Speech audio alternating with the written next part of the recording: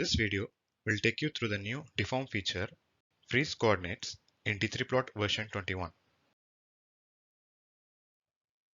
In D3plot version 21, a new option, freeze coordinates, has been added to the deform menu.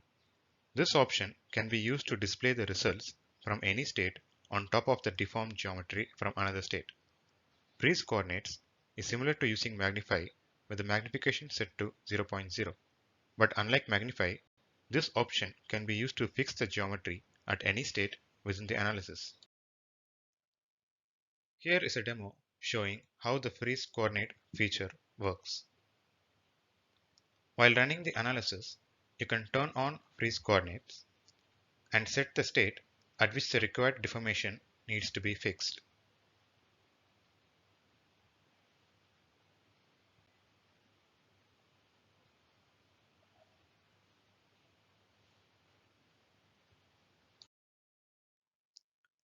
The state used by freeze coordinates can be set using the state slider by entering a state number or by entering a time value. When a time is entered, the state nearest to the specified time is selected.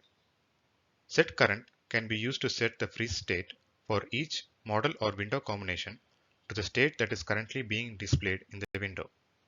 By default, element deletion from the freeze state is used when displaying the results from the other states on the freeze state geometry. Thank you.